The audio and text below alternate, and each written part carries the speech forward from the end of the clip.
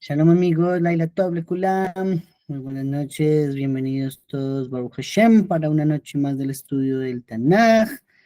Estamos en este día, como siempre, Yom Shelishi, dispuestos para el estudio de la Sagrada Torah. Vamos a darle gracias a nuestro Creador porque nos permite una semana más eh, poder profundizar en los secretos de la Torah, en los secretos del Tanaj. Y como siempre, o casi siempre, vamos a dedicar este estudio de la Sagrada Torah para el éxito y la tzlajá de Noé Pérez Muñoz, que Él bendiga la obra de sus manos. Muy bien, vamos a iniciar nuestro estudio. Estamos en Bet, perdón, Melahim Aleph, Perek Bet, ¿cierto? Primera Reyes, capítulo 2. Y vamos a iniciar desde el versículo 12 en adelante el estudio de hoy, todo lo que nos queda de ese capítulo. ¿Listo? Hasta hace una semana estudiamos el fallecimiento de David Amelech, por lo tanto, lo que nos atañe estudiar desde hoy es sobre el nuevo rey, sobre el nuevo monarca, sobre Shlomo Amelech, ni más ni menos que vamos a estar estudiando de tremenda persona tan grande que hubo en este mundo. Listo, entonces voy a hacer un pequeño resumen de lo que nos dice la literalidad del Tanakh para luego proceder a profundizar un poquito en los secretos de esas letras. Listo, entonces en primera instancia vemos que, como ya lo dijimos, fallece David Amelech. Listo, entonces ya una vez fallece David Amelech, el muchacho que empieza como rey, a saber, Shlomo, tenía 12 años, no tenía todavía la edad del Bar Mitzvah. Sin embargo, ya fue encomendado para gobernar Israel. ¿Listo? Entonces, basado en eso, hay 4 sucesos que hizo antes de entablar una conversación con Hashem, ¿sí? Por lo tanto, se puede entender que probablemente pudo ser el primer día del gobierno de Shlomo. ¿Listo? Entonces, nos dice el Tanaj, más o menos, lo siguiente. Primero, que se acercó su hermano. ¿Listo? Aniyahu, recordamos que fue él que fue coronado rey o se autoproclamó rey, digámoslo más bien de esa forma, y estuvo con algunas personas, con el sacerdote Abiatar y con también Joab ben Zeruiah, pero cuando supo que Shlomo había sido nombrado rey por parte de David, pues entonces en ese caso todo el mundo salió huyendo y lo dejaron solo.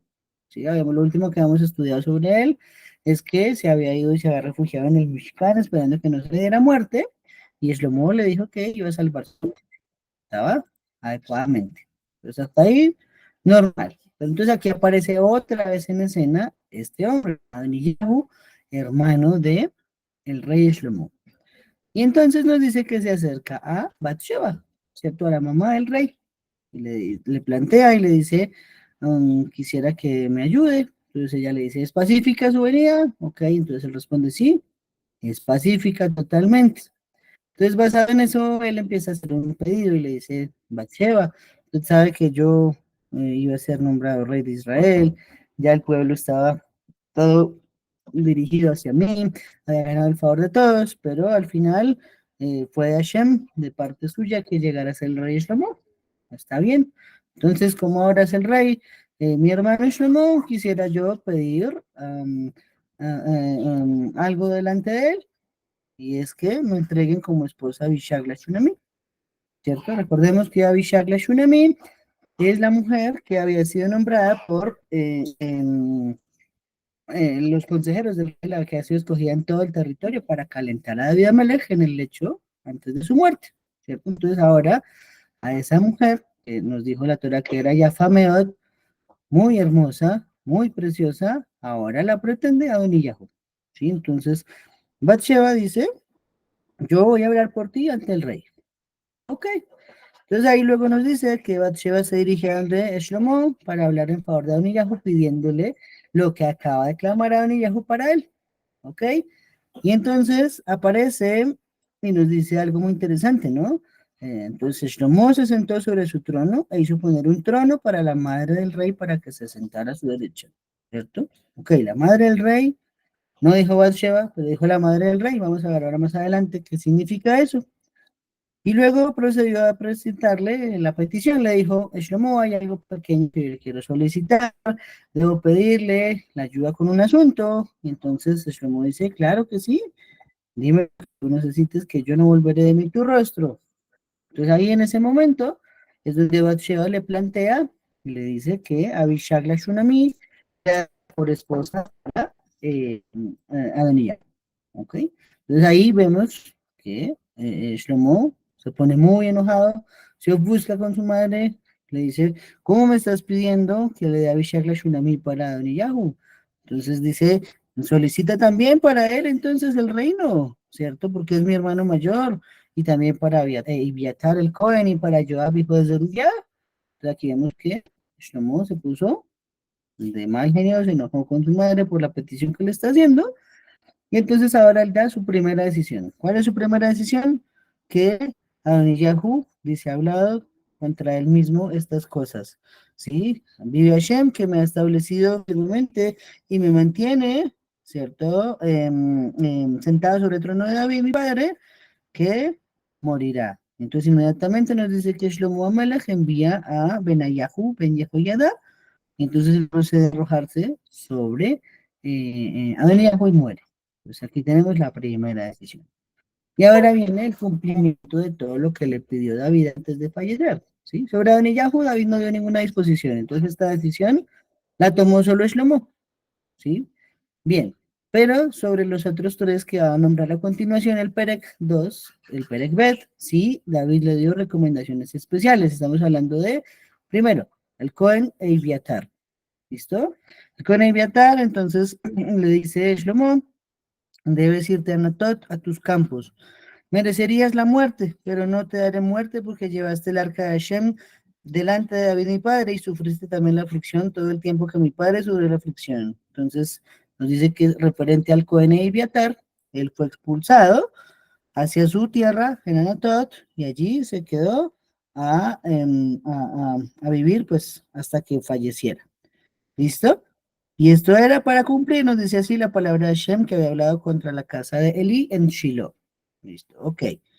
Luego nos dice que también se enteró Joab, hijo de Zeruya, lo que estaba pasando y dijo, Adoniyahu fue muerto, ¿cierto? E Ibiatar fue exiliado. Entonces yo también voy a hacer algo, yo no me voy a quedar quieto. Entonces, ¿qué hizo Joab, hijo de Zeruya? Joab nos dice que se fue al mismísimo Mishkan y se colgó a los cuernos del altar. Y entonces, estando en los cuernos del altar, allí es donde él pide clemencia ¿cierto? ¿Qué es lo que nos dice allí el Tanaj? Nos dice que apenas se supo, apenas Shlomo supo que Joab había huido hacia el Mishkan, entonces le pidió a Jehoiada, a Benayahu, perdón, a Jehoiada, que fuera y lo matara. Sin embargo, pues él con todo el respeto fue y le dijo, salga de ahí. Pero él dijo, no, aquí me voy a morir, aquí adentro. Pues nuevamente le transmite ese mensaje, Benayahu, a Shlomo, y Shlomo le dice, listo, haz como él quiere, entonces acábelo. Y ahí, entonces, sacaron del Mishkan y allí mismo le traspasaron. Ok, ya vamos a ver también todo eso. Y lo último, el último que nos puso aquí ¿cómo decirlo? En orden, David Amelech antes de fallecer y sobre lo que le pidió a su hijo Shlomo hacer. Entonces tenemos que le pidió sobre Shimi Ben Gerab. ¿Listo? Entonces Shimi eh, mm, tenemos que era el que había lanzado piedras al rey, ¿cierto? Cuando estaba viendo a Absalón y lo maldijo. Y en ese momento David sintió que la maldición venía desde el cielo porque este hombre Shimi era el jefe del Sanedrín, ¿cierto? Pero entonces después cuando él regresa victorioso y cruza otra vez el Jordán para tomar otra vez su castillo, estamos hablando de David, entonces Shimi sale y le pide perdón por lo que hizo, ¿cierto? Y entonces en ese caso David reconoce que hasta ahora había pensado que Hashem estaba en contra de él porque el jefe del Sanedrín se ha puesto en contra de él mismo, pero ahora que vio que el jefe del Sanedrín le pidió perdón, entonces dice, esto fue de parte de Hashem únicamente y por lo tanto no era para que yo me preocupara, que no era que más bien eran palabras que decía él de iniciativa propia y no que Hashem les hubiera puesto en su boca.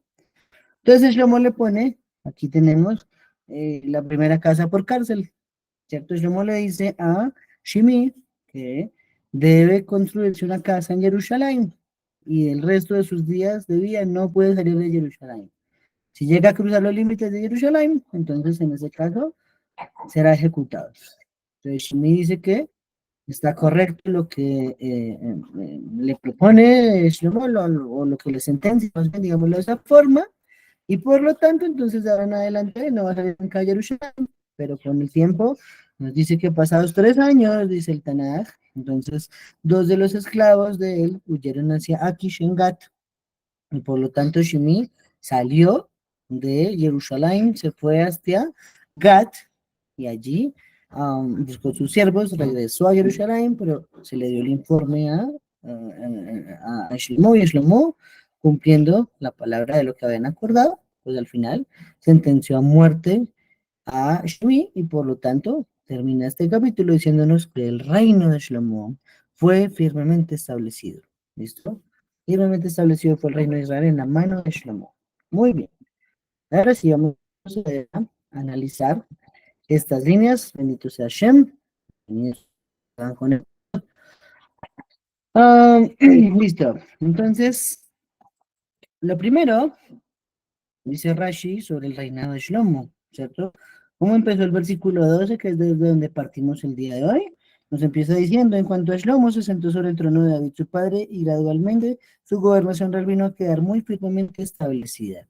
¿Sí? Llegó a estar tan firmemente establecida que en el libro de Crónicas, en el libro de Debrei, el Tanakh nos va a usar una frase asombrosa y dice que Shlomo se sentó sobre el trono de Hashem y no se está refiriendo propiamente al trono de Israel como una nación, se está refiriendo literalmente como si fuese el trono de Akash Baruj Hu. ¿Por qué? Porque él llegó a dominar también sobre todas las criaturas celestiales. Y todo dependió de un pedido que hizo, ¿cierto? No hemos llegado a ese capítulo, eso es el de la próxima semana, pero la próxima semana va a venir el desarrollo de cómo llegó a tener ese nivel de estar por encima de todos los seres celestiales. ¿Sí? Tremendo. Estamos hablando de Shlomo, que fue gigante. Mamash, mamash, mamash. Muy bien. Entonces, nos dice Rashi también referente al pedido que Bathsheba va a interceder por Adoniyahu, ¿cierto? Que Bathsheba sentía que si Shlomo concedía el pedido de Adoniyahu, su reino iba a ser fortalecido porque iba a estar en paz con el único opositor, ¿sí? Eso significa que hasta el momento, pues, el único opositor había sido su propio hermano, que antes había intentado coronarle, pero que igual, una vez supo que la disposición de David Amelech era que Shlomo fuera el rey, no se opuso, no le hizo guerra, y ahora haciéndole un pedido, dice Bathsheba, esta es una gran oportunidad para que haya paz. ¿Sí? Si el único posible enemigo que tenemos, lo tenemos en el bolsillo, entonces, pues va a ser un reinado muy bueno, ¿sí? Por eso tal vez de ahí sale un dicho que es, a tu amigo hay que tenerlo cerca, pero a tu enemigo hay que tenerlo mucho más cerca, ¿sí? Muy bien, es un principio que sale también de la Torá. Ahora bien, este sería el inicio de esos favores políticos que conocemos, ¿cierto? A veces vemos en los gobiernos que una persona llega y lo escogen y entonces tiene que empezar a devolver favores de campaña. A quien lo ayudó, entonces tiene que darle un puesto, una administración, una alcaldía, bueno, no, las alcaldías sí son elegidas, una dirección de una entidad, un edil, bueno, cosas así como esas. ¿Sí? Creo yo que este sería el principio de esas gestiones porque Bathsheba misma está buscando paz con la oposición, ¿cierto? Y paz con los simpatizantes. Entonces, este sería como el inicio, digo yo. ¿Listo? Muy importante que la Gemara nos cuenta que hay una frase extraña en este capítulo, ¿cierto? Nos dice que Shlomo recibió a su mamá en su trono, pero también puso un trono para la madre del rey. Entonces está usando dos situaciones, dos cosas diferentes, el Tanakh para expresarlo. Solo escribió el profeta Jeremías, este libro. Número uno, pues Bathsheba. Sabemos que Bathsheba es su mamá. Entonces, ¿para qué ahora nos está diciendo que aparte de que recibió a Bathsheba y la llevó a su trono, también mandó a poner un trono para la mamá del rey? ¿Sí? Entonces nos está queriendo decir algo interesante aquí el Tanaj. ¿Listo? Tenemos que aprender las señales y lo que nos enseñan los ajamim. Masajet Baba Batra en el Talmud nos cuenta que cuando se refiere a la madre del rey, este es un secreto, uno de los grandes secretos de esta noche, amigos y amigas, se está refiriendo a la mismísima Ruth. Oh, ¿por qué? Se está refiriendo a la madre del rey, porque ella es la madre de la dinastía de la realeza. Ruth la Moabita, que fue bisabuela de David, también fue tatarabuela de Shlomo y todavía se encontraba viva en este momento. Vio nacer a Obed, vio nacer a Isaí, vio nacer a David, vio nacer a Shlomo, vio a Shlomo coronarse rey también. Y esa silla que se le puso a la madre, o ese trono que se le puso a la madre del rey, se está refiriendo a la madre de la realeza, por lo tanto, eso nos enseña que Ruth todavía estaba viva en este momento, alcanzó a ver hasta esta generación, ¿sí? Algo más amplía el Midrash Rabbah, referente a esta versión y dice que Ruth falleció solo después de ver a Shlomo juzgando el caso de las dos prostitutas, que es lo que vamos a estudiar dentro de una semana. ¿Sí? Dentro de una semana veremos un caso interesantísimo y hasta allí vivió Ruth. ¿Sí? Está escrito así en el Midrash. Entonces tuvo una vida larga, una vida sobrenaturalmente extensa, porque habían pasado unos 200 años tal vez, perdón, unos, sí, un poquito menos, digamos unos 130, 140 años, pero todavía se encuentra viva, partiendo de que cuando ella quedó embarazada de Obed tenía 40 años, entonces ella sí vivió propiamente casi unos 200 años, ¿sí? Eso fue una recompensa, que ella se esforzó mucho por el amor a Shem, por el amor a la Torah, por convertirse y tener hijos de Adikim, y allí del único hijo, de la única noche que pudo pasar con vos, pues vino toda esta casa de dinastía del rey David. Entonces, Baruch Hashem, ¿listo? Lo único que yo puedo deducir, ¿sí? Esto no es que lo digan los examen, pero tal vez yo analizando este capítulo en su momento, sobre las siguientes tres acciones que fueron encomendadas por David. De que Shlomo coherentemente y muy inteligentemente, de hecho, según lo que le pidió su padre. Pero referente a Netanyahu, yo no encuentro una explicación de por qué la reacción de él. ¿Sí? La única explicación que a mí se me ocurre, ¿cierto? A mí se me ocurre, es que tenía todavía 12 años. Aún no había tenido el sueño con Hashem donde pidió la sabiduría, por lo tanto, la forma de actuar, de ser celoso por la posesión de un reino, ¿cierto? No había por qué preocuparse. A mí se me ocurre que es por el impulso de un muchacho de 12 años, ¿sí? Porque todos de 12 años éramos impulsivos, todos de 12 años éramos inmaduros y tomamos malas decisiones, ¿sí? No creo que estaba bien que Don Iyahu fuese muerto. Entonces, lo único que se me ocurre a mí para poder entender de pronto un poco el contexto y que lo entendamos todos es que Shlomo tomó esta decisión antes de que tuviera esa sabiduría suministrada desde el cielo. ¿Listo? Muy bien. ¿Qué más aprendemos? Entonces, listo, ahí se cierra el tema de Oniyahu, se fue y quedó Shlomo entonces como rey, y ahora sí vienen las tres disposiciones de David. Número uno, entonces, el Cohen e Ibiatar. ¿Listo? El Cohen e Ibiatar era de Anatot, era de Anatot. ¿Listo? Nos dice que Rashi, que merecía la muerte por rebelión al rey de Israel, ¿listo? Por haber apoyado a Niyahus en el consentimiento de David. Eso se llama rebelión contra el rey y toda rebelión contra el rey se paga con la muerte. Sin embargo, nadie iba a poder extender una mano sobre el que fue Cohen Gadol de Israel en su momento. ¿Sí? Pues, sin embargo, aunque tenía motivos, se tenía un gran respeto por esa figura que era el Cohen Gadol. Dice, no, te voy a dar por dos cosas. Primero, porque has cargado el arca del pacto delante de mi padre David, pero también has sufrido con sus aflicciones. ¿Listo?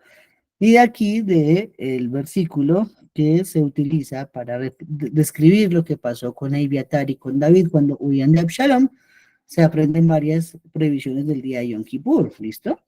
¿Dónde está eso? Eso está en Shmuel Bet, capítulo 17, versículo 29. Y allí él está diciendo que Ki Ameru Aam Reaf, Raef, Beayef, Betzame, Bambar. Porque sabían las tropas que debían haber tenido hambre, sed y cansancio. Listo, dio tres cosas claves que fue lo que sufrieron todos los que acompañaron a David cuando huía de Absalón, y es lo que ahora Shlomo está conociéndole a Eviatar. Entonces nos dice la Gemara de Masejet, el Talmud nos enseña en la página 77 que de ese versículo y de lo que sufrió Eviatar se desprende que estas cosas no se deben hacer en Yom Kippur. ¿Cuáles? No comer, no beber y tampoco bañarse, ¿sí? ¿De dónde se desprende? De lo que dijo. Ellos sufrieron hambre, sufrieron sed y sufrieron cansancio. Eso aplica a que no se puede en Yom Kippur ni comer, ni beber, ni bañar. ¿Listo? Entonces de ahí también aprendemos un poquito. Hay algo muy interesante, ¿cierto? Y ustedes saben que nosotros los Yehudim creemos mucho en el Gilgul, ¿cierto? En las reencarnaciones, y a que Hashem nos da una oportunidad nueva de rectificar nuestras almas en otro recipiente, ¿sí? A mí se me ocurre algo muy interesante, ¿cierto? Aquí es una vez significativa que está nombrada la ciudad de Anatot, y estamos hablando de que en esa ciudad de Anatot, ¿cierto? El Cohen Eviatar fue exiliado para que viviera allí para siempre, ¿listo? Pero también nos aparece más adelante otro Anatot. ¿Cuál Anatot nos aparece? Jeremiyahu, capítulo 1. Nos dice que el profeta Jeremiyahu descendía de Leví y que también vivía en Anatot. Entonces, por lo tanto, a mí se me ocurre que puede ser que el profeta Jeremías fuera una reencarnación de Eviatar, que ahora nació con un nivel de nebuá mucho más superior, pero también con un sufrimiento mucho más superior. Porque al final acá, pues Eviatar, aunque fue apartado del sacerdocio, pues no sufrió en una cantidad significativa, ¿no? Fue apartado del sacerdocio, ya no era condenado, pero eso fue por voluntad divina, más que por decisión de David o de Shlomo. Sabemos que el Urim y Tumim ya no le respondieron a él, sino le respondieron a Sadoc, y por lo tanto, entonces, ahora fue relegado, digamos de esa forma, a un Cohen normal, pero aún siendo un Cohen normal, pues merecía todo el respeto por la santidad que tuvo con referente a Shem. Entonces, puede ser que Anatot, y Cohen, y grande, para mí, que Jeremías fuera una reencarnación de Eviatar. ¿Listo? Muy bien. Mm, el Zohar dice algo referente a esta ciudad, Anatot, al nombre de esa ciudad, ¿cierto? ¿Qué dice en el Zohar? Dice que este nombre, Anatot, vendría a significar pobreza, ¿cierto? Pobreza sabemos que se dice Oni, Anatot, Oniot, pobrezas. Entonces, ¿qué nos significaría? Dice el Zohar, mientras David estaba vivo, Eviatar se volvió muy, o sea, tenía derecho a recibir Terumá, Maser, Maser Sheni, Pea, Bikurim, Leket, Shejicá, bueno, Orlá, todas las cosas que, todas las misbot con las que ahora se benefician los Koanim y los Levim. Claro que sí, entonces, mientras David vivió, Abiatar se volvió rico, es lo que nos dice el Zohar, página 63b. Sin embargo, cuando murió, se empobreció. De otra forma, no se hubiera nombrado la palabra Anatot, que ven a decirnos que hubo pobreza, oniot, ¿listo? Entonces, duro, porque esas son las cosas que se aprenden de un tzadik, ¿sí? Mientras hay un tzadik, las cosas funcionan bien. Cuando un tzadik se va, las cosas cambian en el lugar donde estaba. Cambian para mal, cambian para bien, bueno, dependiendo de lo que haya sucedido, pero aquí en este caso, para el Cohen y Betar cambiaron para mal. ¿Listo? Algo muy importante que señalar es que todo esto viene como cumplimiento de algo que dijo Hashem más atrás. Primera de Shmuel, capítulo 2, ¿cierto? Nos está diciendo, bueno, está hablando acá Baruj con Elí, ¿cierto? Recordamos que Elí era ese joven que estaba encargado de Israel, que ungió, pues que recibió y que educó a Shmuel desde que era un bebé, al profeta Shmuel, pero que nos enseña el Tanakh que un día se desnucó, ¿cierto? Porque era muy pesado y supo que habían robado la Arona Kodesh. Y como supo que se habían robado la Arona Kodesh, entonces su cuerpo no lo resistió, se fue para atrás y se murió. Pero antes de morir, Akash Baruj le había dado una profecía. La última vez que le dijo que lo había desechado ya de ser un Cohen, ¿sí? Ciertamente, voy a leer rápidamente, ciertamente declara Hashem, lo de Israel, tenía la intención de que tú y la casa de tu padre permanecieran en el servicio para siempre. Pero ahora declara Hashem, lejos de mí, porque honro a los que me honran, pero los que me desprecian serán deshonrados. Mira el tiempo en que quebrantaré tu poder y el de la casa de tu padre, y no habrá anciano en tu casa. Mirarás de mala gana la generosidad que será otorgada a Israel, pero no habrá un anciano en tu casa. Quitaré tu descendencia de mi altar, pero que vuestros ojos languidezcan y vuestro espíritu languidezca, todos los frutos de vuestra casa morirán como hombres ordinarios, y esto te servirá de señal. El destino de tus dos hijos, Hofni y Pinjas, ambos morirán el mismo día. Así pasó tal cual como está diciendo aquí el Tanaj. Y levantaré para mí un cohen fiel que actuará de acuerdo con mis deseos y mis propósitos, y los sirvientes sobrevivirán, vendrán a la casa, se postrarán ante él por una paga y un pan y dirán, por favor, asigname los deberes sacerdotales para que pueda tener un poco de pan para comer. Entonces, estamos diciendo que Akadosh Baruj Hu, en su momento en que otorga este juicio sobre Eiviatar, sobre la descendencia de Eli, pues afectó a todas las generaciones más adelante. ¿Listo? Lo primero es que sabemos que era el tataranieto de Elí, esa maldición, por llamarlo de esa forma, que puso Boreolam sobre la descendencia de Elí, pues vino a cumplirse también, inclusive con Abiatar, que fue muy grande, ¿cierto? ¿Qué pasó? Pues después de que Shaul envió a Doeg a eliminar a todos los Kohanim en la ciudad de Nob, ¿cierto? En el Mishkan de Shiloh, no hubo ninguna casa digna de servicio a Kadosh Baruj Hu, ¿sí? Lo único que había quedado era Abiatar, y hasta ahí. Pero ahora que Shlomo iba a construir el Bet HaMikdash, ¿cierto? Akadosh Baruj Hu cumple también su palabra de desterrar a los descendientes de Eli, ¿cierto? Entonces ahí nos aparece luego la figura de un nuevo Cohen Gadol que se va a llamar Zadok. Y este Zadok sí que fue más gigante que todos los Kohanim de ahí para atrás. Tal vez excepto Aarón, pero que, y de Pinjas tal vez, viene Zadok como ahí en ese podium de grandeza como Cohen Gadol. ¿Listo? Muy bien.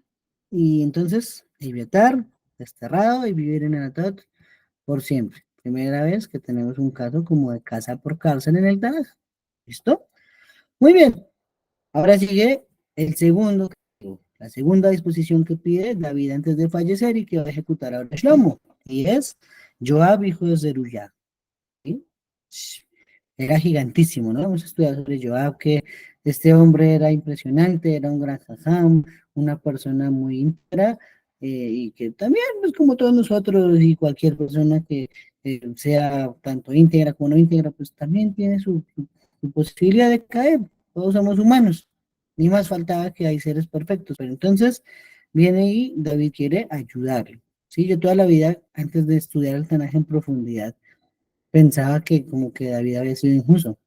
Yo decía, ¿cómo va a ser posible que Joab siempre estuvo escudero, siempre estuvo fiel, siempre estuvo leal en las buenas, en las malas, lo ayudó, preservó su nombre, preservó el honor, lo acompañó cuando huía de Shaul, lo acompañó a las guerras, ¿cierto? Lo ayudó contra Absalón.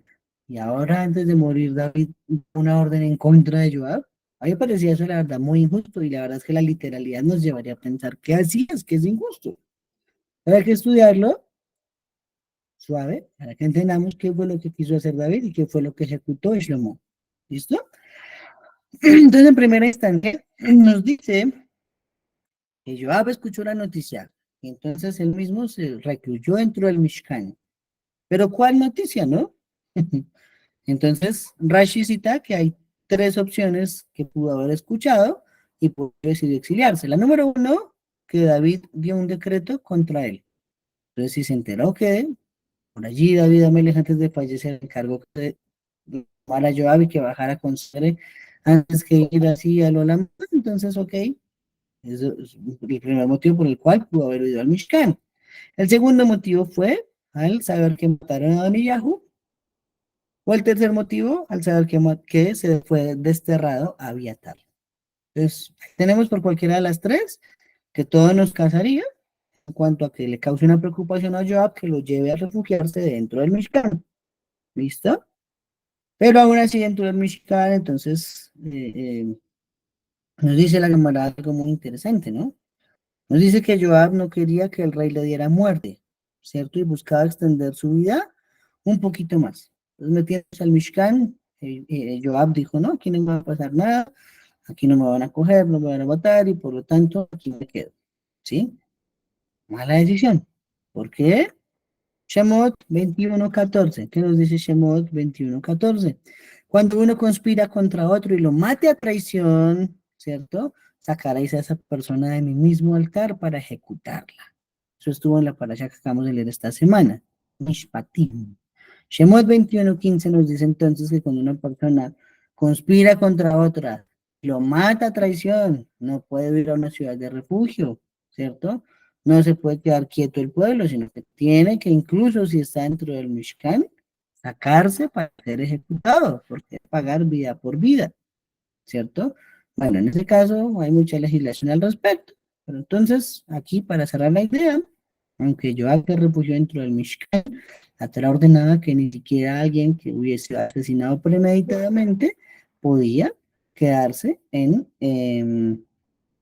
podía quedarse en el Mishkan intacto, ¿sí? Todo lo que es premeditado debe pagarse, sin lugar a dudas. Muy bien, entonces a Joab le pasó lo mismo. Entonces, pero ¿por qué al final Joab decidió hacer eso?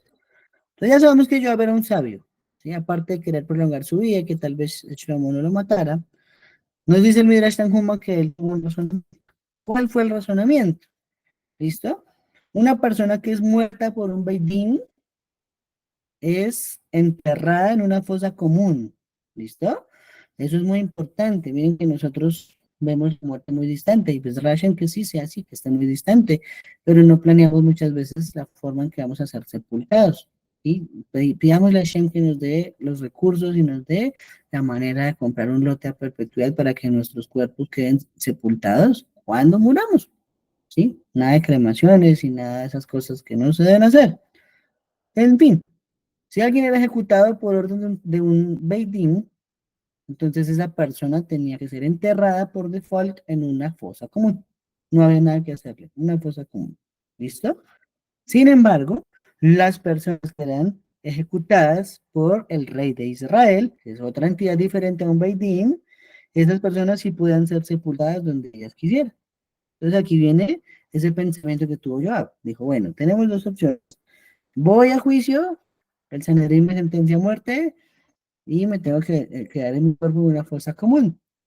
Entonces, tengo plan B. Mejor desobedezco al rey de Israel escondiéndome en el Mishkan, que me maten y me pueden sepultar en mi tierra. ¿Sí? Entonces así fue, ¿no? Ahí en ese caso fue sepultado en su campo. Ahí, por eso nos explica el Tanaj eso. Si no, ¿para qué nos va a revelar el lugar de sepultura de Joab? No sería algo relevante. Pero si el Tanaj está diciendo fue sepultado en su propio campo, que está resaltando que fue el motivo por el cual decidió desobedecer a Shlomo, de no presentarse ante él, sino quedarse allá en el Mishkan. ¿Listo? Muy bien. Todo está implícito, pero no lo vemos. Ahora bien, David lo que buscaba, ya lo vimos un poquito atrás, pero recordemos, es que Joab se fuera pagando en esta vida para que no tuviera que pagar o que le quitaran parte del mundo venidero, ¿sí? Porque sabemos que esto es una recompensa, ¿sí? Nosotros podemos tomar una parte ahora, o una parte en el Amabá, o mejor todo en el Amabá, o mejor todo ahora. Bueno, les voy a contar una historia que me contaron el jueves después de Shaharit, ¿cierto? Estábamos tomando un delicioso desayuno, Baruch Hashem, con algunas personas del Minyan, y nos contaron una historia de cómo funciona, para entender cómo funciona esto del mundo venidero y las recompensas, ¿listo? Había un padre, una persona, un hombre que tenía hijos, ¿listo? Entonces tenía un hijo que era muy desobediente, muy disloco, muy rumbero, le gustaba solo gastar. Y había otro hijo que era aterrizado, que era plomado, que ese hijo estaba todo el tiempo obedeciendo a su padre y se privaba de cosas que eran, pues, digamos, de básico de suerte, digámoslo de esa forma. Ok, este hombre, ese papá era multimillonario, hay que decirlo también. Entonces llegó un día y el vecino estaba mirando la situación, ¿no? El vecino se quedó viendo y llegó el disloco, y le empezó a decir, papá, necesito dinero. Necesito este año hacer un viaje, necesito remodelar mi casa, necesito cambiar el carro y eso me vale mucho dinero. Entonces el papá le dijo, bueno, ok, ¿cuánto te cuesta eso? Él dijo, $800.000. Entonces el papá dijo, ok, sacó un cheque, $800.000, le entregó su cheque y hágale. Entonces se fue, ok, pero después llegó el otro hijo y el otro hijo llegó con un pedido similar. Le dijo, papá, necesito remodelar la casa, ¿sí? Necesito cambiar el carro porque está muy mal, en muy mal estado mecánico. Y también me gustaría, en lo posible, pues hacer un viajecito que hace mucho no salgo a un viaje largo. Y aquí el papá le respondió de forma diferente. Le dijo, bueno, en primera instancia, ¿para qué vas a remodelar toda la casa? Si tú le pones pintura, si tú le pones marcos, si reparas algunas tejas, con eso va a ser suficiente. La casa es funcional. El muchacho se quedó callado y dijo, bueno, sí, está bien, tiene razón. Después le dijo, ¿y para qué quieres un carro nuevo? No, te voy a llevar a donde mi mecánico, que es excepcional en su trabajo, cobra muy barato, que haga la reparación de lo que hay que repararle al carro y vas a seguir con tu vehículo, pero en un excelente estado. ¿Sí? Y el muchacho dijo también, bueno, sí, está bien, es solucionable, se puede subsanar. Ok, pero luego le dijo sobre el viaje, ¿para qué vas a hacer un viaje largo? Eso te va a quitar tiempo, eso te va a quitar energía, y es tiempo que más bien podemos compartir todos acá. Entonces más bien debes hacer un viaje cortico, un viaje donde no tengas que gastar mucho dinero, pero que sea muy, muy, muy interesante para ti y para tus hijos, para tu esposa. Entonces al final no le entregó obviamente un cheque de $800.000, le dio mucho menos que con eso se cubrieron todas las necesidades del segundo muchacho, ¿cierto? Ok. Entonces el vecino dice, estaba viendo la escena y dijo, pero ¿cómo va a ser que a este otro que es una porquería le dio todo así? Y en cambio a este que es un buen tipo, no le dejó ni estrenar carro, ni remodelar la casa, ni irse de viaje. Yo no puedo entenderlo. Pues dice el relato, ¿no? Él se fue y le preguntó a la persona y le dijo, bueno, yo quiero que se le explique qué fue lo que acabo yo de ver, porque quedé atónito de las decisiones que usted tomó. Y dice, bueno, listo, yo le voy a explicar. Yo mi herencia partí en dos. A cada uno le va a corresponder una parte igual, ¿listo? Pero entonces, cada vez que el muchacho dislocó, el muchacho loco, me ha venido a pedir algo, yo de su parte de la herencia le estoy descontando todo lo que le entrego. Entonces yo le tengo a él una herencia de $10 millones y cada que él me pide, ahí se va quitando y se va quitando y se va quitando, ¿sí? En cambio al otro muchacho, todo lo que él me pide, todo lo que yo le doy, eso es de mi dinero propio, no de la parte de su herencia. El día que yo me muera, entonces uno ya tiene la herencia casi gastada, el otro la tiene enterita para que la disfrute. Cerramos la idea. Eso es este mundo y lo otro es el mundo venidero. Entonces tenemos dos opciones. Que nos den todo en este mundo, que solamente dura 80 años por mucho, o que nos den lo necesario para tener todo el tesoro para lo Lamawa, ¿cierto? Eso es muy interesante. Entonces, si uno no sufre en este mundo, al final, todos esos ahorritos que había para el mundo venidero se van descontando, se van descontando, se van descontando, y cuando nos salgamos de este cuerpo, a lo mejor no es que sea muy grande la recompensa. Entonces, por eso los sufrimientos ayudan, expiar ayuda. Y una de las expiaciones más significativas es morir, ¿cierto? Morir el cuerpo, que el cuerpo tenga un sufrimiento cuando va a morir, eso expía el alma, ¿cierto? Entonces hablemos otra vez de Joab. Resulta que Joab, el problema había sido causado por dos situaciones. Una fue con Abner. Ya leímos y estudiamos que lo mató cuando le preguntó cómo se hacía una jalitzá, una mujer que no tenía brazos, y entonces Abner se acostó en el piso y ahí a traición le entró una lanza y lo mató. Pero el otro fue también Amasá, que Amasá se demoró 3 días más que los demás reclutando gente en Israel. Cuando llegó, porque estaban todos estudiando Torah y no interrumpían su estudio, sino hasta el tercer día interrumpieron al fin su estudio. Entonces él fue, los llevó y Joab, al ver que se ha demorado mucho, nos dice que lo abrazó y a traición le enterró también una espada por la quinta costilla desde la espalda. ¿Sí? Ok, listo. Entonces hasta ahí están las causas. Ahora viene lo que quería David. David dijo, bueno, Joab ha sido en realidad muy bueno. Todo lo que yo dije hace un momento escribiendo a Joab, David lo pensaba. Posible que David con su sabiduría haya pensado diferente. Si yo lo pude razonar, ¿cierto? Ok, entonces David dijo, si yo lo dejo o lo dejamos, que en este mundo no tenga el sufrimiento al momento de morir, entonces ese mérito de Joab se va a disminuir, va a morir al final tranquilo, como si nada pasara, y el mundo venidero se le van a descontar todos los méritos que ha ganado. Entonces, conclusión, ¿qué pasó? Que al morir, Joab expió su alma, expió por los pecados cometidos, y nos dice así, cerrando un poquito el comentario más de Sanedrín, se le garantizó su parte completita en el mundo venidero a Joab, porque ya con su muerte había pagado. ¿Listo? Entonces, hay, pero bueno, hay una escena que se me olvidó mencionar, ¿cierto? Sabemos que hubo un intermediario en la comunicación entre Joab y Shlomo, ellos no se vieron. Quien fue el intermediario era Benayahu, hijo de Jehoiada. Él fue el que llevó y trajo el mensaje. ¿Listo? Entonces, nos dice también en Rashi, ¿no? Nos dice, Joab le está planteando, y la Gemara también lo dice, ¿cómo así que me vas a matar? ¿Cierto? No puedes matarme, porque tu papá ya me puso una maldición encima, y no puedes, aparte de maldecirme, también asesinarme. Y tenía toda la razón en que Joab. ¿Listo? Toda la razón la tenía. Entonces Shlomo le dice, ¿cómo así que una maldición? Bueno, vamos a recordar rápidamente. En 2 de Shmuel 3:29, ¿cierto?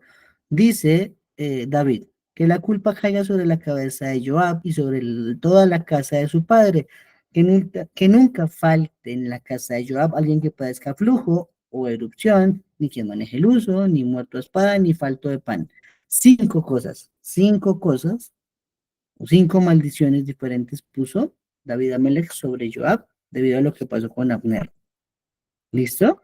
¿Cuáles fueron? Entonces ya los dijimos, ¿no? Pero eh, em, resulta que aquí entonces em, Joab le está diciendo, Shlomo, ¿al fin qué? ¿La maldición de David o la muerte de Shlomo? Solo una de las dos. O me deja vivir con la maldición que ya me pusieron, o usted me mata, pero me quita encima la maldición a mí y a mis hijos. ¿Cierto? Ok. Entonces nos dice la Gemara que al final Shlomo mismo aceptó sobre sí todas las maldiciones que había puesto David encima de Joab, ¿cierto? Así no se iba a considerar pues que era un abuso, aparte de maldecir, matar a Joab. ¿Y cómo sabemos que eso fue así? Pues tenemos que ver. Los descendientes de David tuvieron al final todas esas maldiciones mencionadas que le puso él mismo a Joab debido a que Shlomo las aceptó. Número uno, que no falte quien sea afligido de flujo. Resulta que Rehoboam, el hijo de Shlomo mismo, era un Zab. ¿Listo? El Zab es una persona que tiene secreciones involuntarias de su órgano sexual. Y eso es una enfermedad que asocian los sabios con la gonorrea. ¿Listo? Una enfermedad de transmisión sexual. Número dos, que no falte el leproso en su casa, dijo David. Resulta que el rey Uziyahu, al final, volvió leproso porque vendió Ketores en el Bedamigdash. ¿Sí? Otra maldición sobre los hijos de David. Número 3, que no falte quien ande con bastón.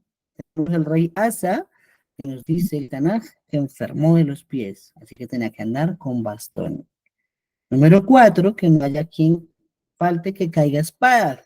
Otra maldición que puso David sobre Joab, ¿cierto? ¿Quién fue ese? Yoshiyahu, el rey Yoshiyahu, que fue un rey incluso de la historia porque tenía 8 años cuando fue rey. ¿Cierto? Pero al final de sus días, nos dice el Tanaj que quedó hecho como un colador de tantas flechas que le dispararon para matarlo. Quedó hecho como un tamiz, dice así el Tanaj, cuando escribe la muerte del rey Yoshiahu. Y el número 5, que no falte quien carezca de pan, eso se refiere a Jeconías, ¿cierto? Que recibía porción del reino de Nabucodonosor para sobrevivir. Entonces al final, Shlomo acepta esas maldiciones y vemos lo grave de la boca, ¿sí? David le puso una maldición porque quería limpiar su nombre, para que nadie asociara la muerte de Abner con él, le puso esa maldición a Joab, pero nunca pensó que Shlomo la iba a aceptar sobre sí mismo y le iba a devolver esa maldición. Entonces eso es lo importante de que de nuestra boca no salgan cosas malas, no salgan deseos negativos y que por lo tanto lo que más salga de nuestras bocas sea bendiciones. Ok, entonces ya tenemos que, ahora sí, ah, ah, Shlomo, perdón, Joab muere. Y nos dice el Tanaj, versículo 34, ya que hacemos a finalizar, que al final entonces eh, Joab fue en el desierto, ¿cierto? ¿Qué es eso de su casa en el desierto? Bueno, ahora sí nos enseña que Joab tenía de hecho una casa abierta en medio de la nada donde se alojaban los pastores que salían con ovejas, ¿cierto? Esa es la primera interpretación que él da, que tenía una posada gratis para todo el que la quisiera usar, que transitara por la zona, esencialmente pastores de ovejas, ¿sí? O también al decir que la casa en el desierto, dice Rashi, tiene que ver con que Joab estaba libre de propiedades robadas, como el desierto también no le pertenece a nadie. ¿Listo? Ahora bien, Masejet Sanedrín empieza a discutir sobre esto y dice, bueno, ¿y qué importa que yo haya sido sepultado o no en tu casa? Más bien, ¿cuál fue el mérito que hizo para que fuere enterrado de una manera, digámoslo de esta forma? Entonces dice los Jamín, ¿cierto? La palabra desierto nos da una clave. Así como un desierto está abierto gratuitamente a todos, la casa de Joab siempre estaba abierta para todos, como la de Abraham vino. Es decir, que todo el que no tenía que comer iba a la casa de Joab y allí siempre había un plato de comida. Él la tenía abierta para todo el que tuviera hambre y sed. Y practicó el gesed de una manera elevadísima. ¿Sí? Eso se insinúa desde la palabra midbar, desierto. Ahora bien, otra interpretación es que la casa de Joab estaba limpia como un desierto, del hurto y de la fornicación, debido a lo justo que fue este hombre.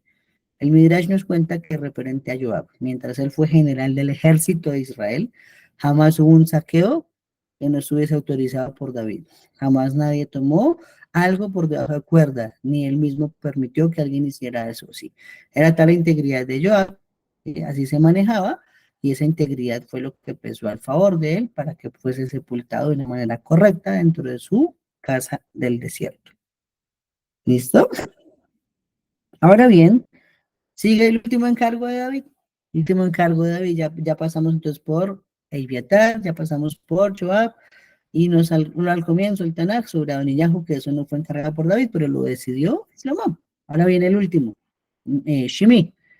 Shimi, entonces recordamos rápidamente en unos segundos que era quien arrojaba piedras a David cuando salió huyendo de Absalom y lo maldecía, y David dijo, déjenlo, porque si me está maldiciendo eso lo puso Hashem, porque él creía que al ser jefe del Sanedrín Shimi, tenía la autoridad de maldecirlo porque el cielo lo había permitido.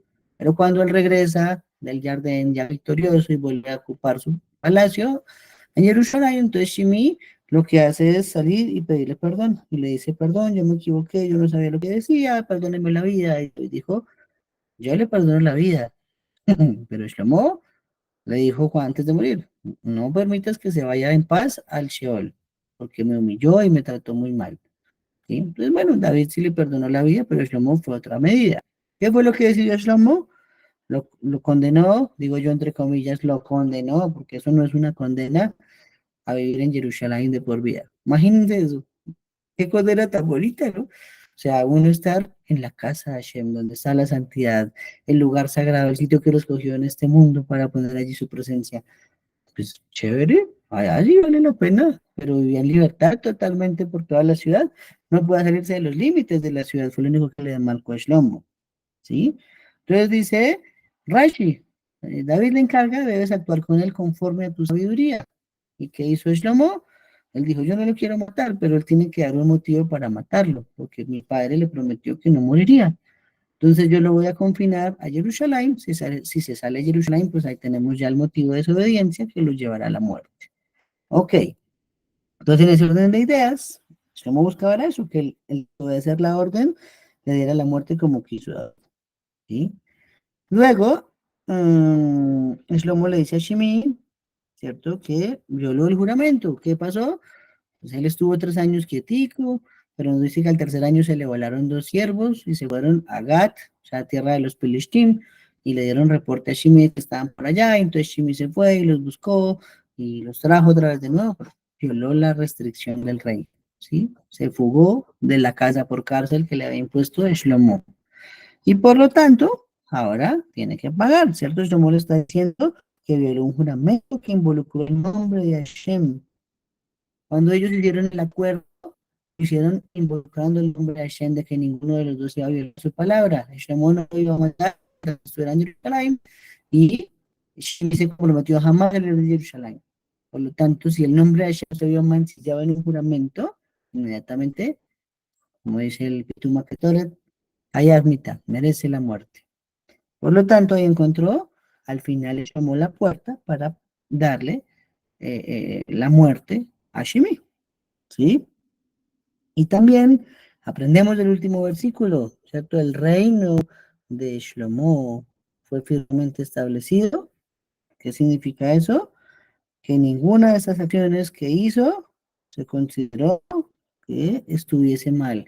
Ni lo que decidió sobre Abner, ni lo que decidió sobre Evitar, ni lo que decidió sobre Shimi, y dicen los Ajamim, ni siquiera lo que decidió sobre su hermano Yahu fue considerado que hubiese estado mal, porque de otra forma, entonces Akash Barhu no hubiera finalizado el capítulo con esa frase de que el reino fue firmemente establecido en la mano de Shlomo.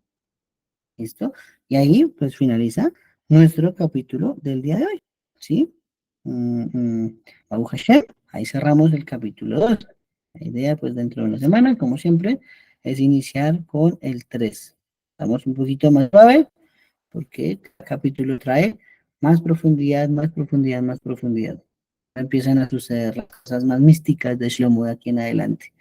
Ya se llama dentro de una semana para que no se lo pierdan, por favor, mis queridos amigos. ¿Listo? ¿Una pregunta? ¿Algún comentario sobre lo que estudiamos, muchachos, muchachas, antes de despedirnos?